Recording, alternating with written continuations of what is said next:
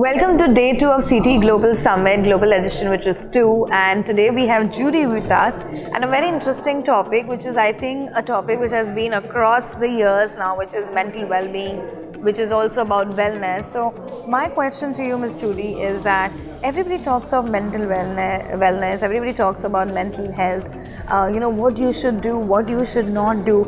But how do you keep your mental well-being in check? Because you must be meeting so many people on this topic, and people don't really consider that they also have a mental wellness, that they need to take care of themselves because they are listening to a lot of things on a daily basis. What are the practices you follow that helps you to keep your mental balance in check? Okay. So, Shruti, right? Hrithvi. So Hrithvi, if I can go back to, my life in corporate. I've been in corporate for over 34 years.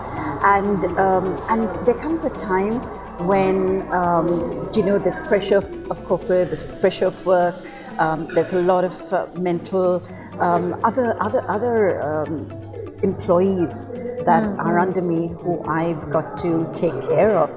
And that, exactly as you're saying, became a big point for me to start thinking about how do I manage my own mental well-being and give enough to my employees or to the staff under me to feel safe, to feel that they could trust me, giving them advice, giving them the counseling, supporting them, helping them. Because by profession, I'm now have my own company, which is 𝗧𝗵𝗆, and I do coaching, training, and talent acquisition solutions. Amazing, yeah. So coaching was something that I did forever. Training is something that I did for a very long time.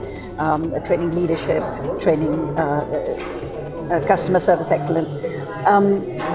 But it was always people, and like some of the panelists said, that, and I think that was Neetu, that it was probably the hardest thing that you can do is because you're always dealing with people. And people is one of the most difficult of the leadership roles that you have, right? So it was constantly thinking about what can I do to support myself. And one of the things that I would do consistently was, one is try and sleep early.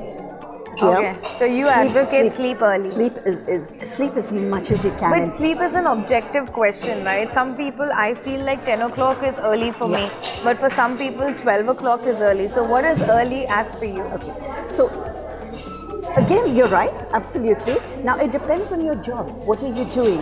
In the case where I was working with people who were remote, they were doing shift duties. So my advice was sleep when your body tells you to sleep.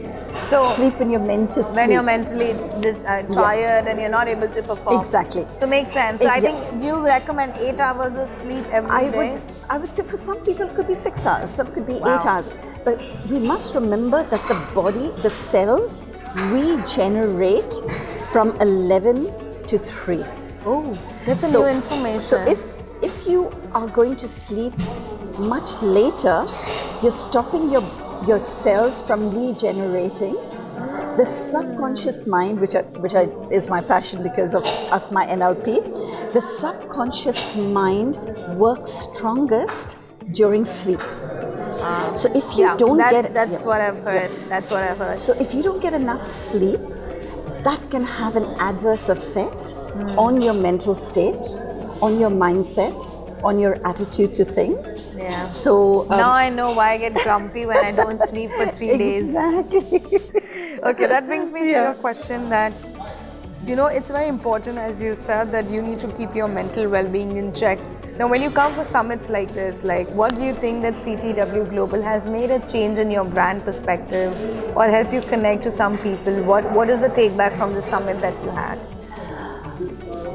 Firstly, congratulations. Thank you. I mean, it's an amazing platform for people from all parts of HR to come together and talk about the work environment and the work culture and areas of the work that are impacting employees, be it social media, be it the HR processes, be it mental health. You've got such a great variety of topics, some fantastic speakers, keynote speakers that were there, very well organized, well timed, and I think it's platforms like this that bring people who have never been exposed to some of these areas to actually come forward and now showcase who they are, what their beliefs are, because beliefs and values are very important. That's what drives an individual, that's what drives organizations, that's what drives a company to be successful.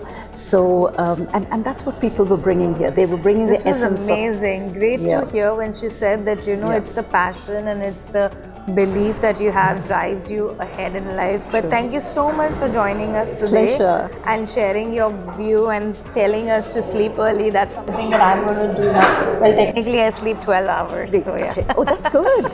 That's good. But so thank you so much. Pleasure. It was a Thank pleasure. you. Thank you. Thank Take you. care.